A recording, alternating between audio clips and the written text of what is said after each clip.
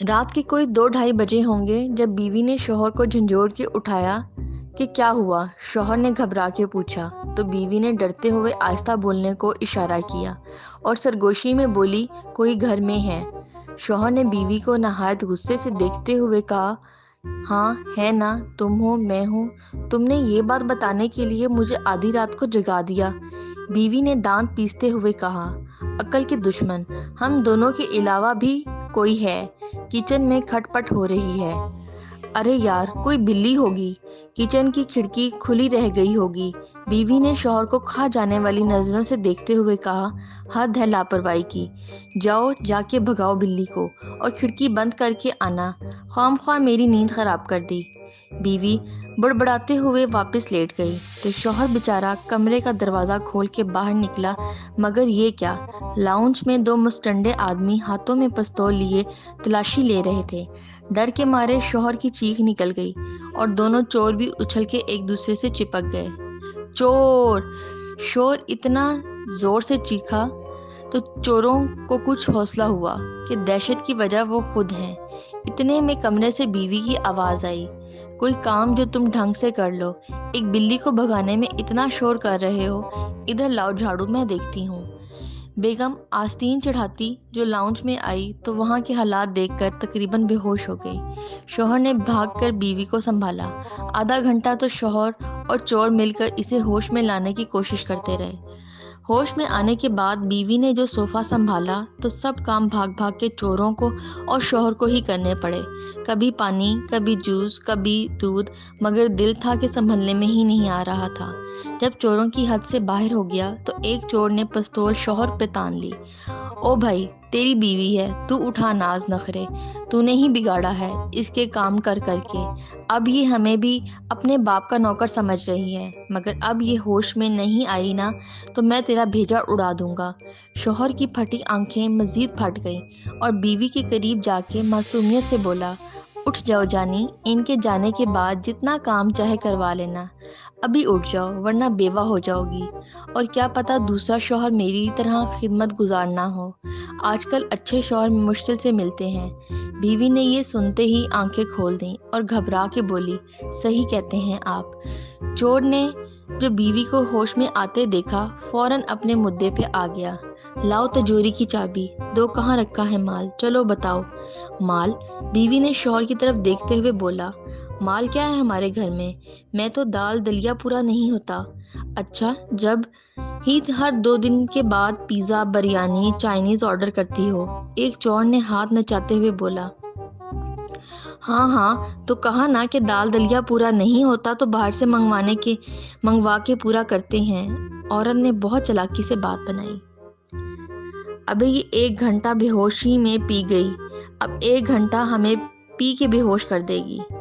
اس کو عادت ہے بڑبڑانے کی، اس کے میاں کی حالت دیکھ نا کیسا مظلوم لگ رہا ہے۔ دوسرے چور نے غصے سے کہا تو پہلا چور عورت کے میاں کو دیکھنے لگا جو واقعی بہت مظلوم لگ رہا تھا۔ چل اب اٹھ جا، بڑبڑ بعد میں اپنے میاں سے کرنا، چل کے زیور روپیہ بتا کہاں رکھا ہے۔ چور نے پستول عورت کے اوپر تانتے ہوئے کہا۔ بامشکل عورت نے صوفے سے اٹھی اور کمرے میں آ گئی، پیچھے پیچھے شوہر اور دونوں چور بھی اندر آ گئے۔ عورت نے روتے ہوئے چوروں کی طرف دیکھا اور کہا، یہ آدمی بس اتنا ہی کماتا ہے کہ ہم کھانا پینا کر لیں، میں نے تو اس مہینے صرف 3 سوٹ بنائے ہیں، بجٹ ہی نہیں تھا، 1 ماہ میں 3 سوٹ۔ ایک چور نے حیرت سے عورت کو دیکھا اور کہا، اس پہ بھی تو رو رہی ہے، لعنت ہے تیری زندگی پہ اے آدمی۔ دوسرے چور نے عورت کے شوہر کو جھنجھوڑ کر کہا، ابے تو اس کو برداشت کیسے کرتا ہے، اتنی ناشکری بیوی، توبہ توبہ۔ بیوی نے کھا جانے والی نظروں سے چوروں کو دیکھا اور بولی، بک بک نہیں کرو، چور ہو، چوری کرو، میری ساس نہ بنو۔ اچھا اب جلدی سے بتا کہ مال کہاں رکھا ہے۔ ایک چور نے بات ختم کرتے ہوئے پوچھا، سیدھی سی بات ہے، میرے پاس کپڑے، جوتے اور آرٹیفیشل جیولری بہت ہے، سونا نہیں ہے۔ ابے تو اس کو مار کے معاملہ ختم کر، اور کچھ نہیں تو اس مظلوم آدمی کو تو نجات ملے گی۔ اس سے دوسرا چور جذباتی ہو گیا۔ عورت کچھ ڈر گئی اور گھبرا کے بولی، 1-2 چیزیں ہیں، گولڈ کی بالیوں کی جوڑی ہے، ایک انگوٹھی ہے اور 1-2 ٹاپس ہیں۔ لا وہی دے دے، میری ماں اتنی لمبی چوری تو ہم نے کبھی نہیں کی، بتا کہاں ہے سامان۔ چور روحانسا ہو گیا، وہ نہ پالش کروا کے لائی تھی اور کپڑوں کے شاپر میں تھا، اور وہ شاپر الماری میں ہے۔ عورت نے جلدی سے بول کر اپنی جان بچائی اور بیڈ کے کونے پہ جا بیٹھی۔ چوروں نے الماری دیکھی، 3 ڈور الماری بہت ہی خوبصورت لگ رہی تھی۔ ایک چور نے عورت کی طرف دیکھتے ہوئے پوچھا، ان میں سے تمہاری الماری کون سی ہے؟ تینوں اسی کی ہیں، شوہر کی مری مری سی آواز نکلی۔ چور نے اپنا سر پٹتے ہوئے کہا، ابے تو سونا کس الماری میں ہے یہ بتا دو۔ وہ تو مجھے یاد نہیں ہے کہ وہ کس شاپر میں تھا اور وہ کس الماری میں ہے، تینوں دیکھنی پڑیں گی۔ کیا چوروں نے ایک دوسرے کو دیکھتے ہوئے کہا، رات کے 4 بج گئے ہیں اور اب ہم یہ تینوں الماریاں بھی دیکھیں؟ ابھی ہم ڈکیتی مارنے آئے ہیں یا اپنی مت؟ اور تو ادھر آ، یہ تو عورت کے ساتھ زندہ کیسے ہے؟ اتنی پوہڑ عورت کہ تو ناز اٹھاتا ہے، اندھا ہے کیا؟ ایک چور نے عورت کے خاوند پہ غصہ اتارتے ہوئے بولا۔ شوہر دب کے ایک کونے میں بیٹھ گیا۔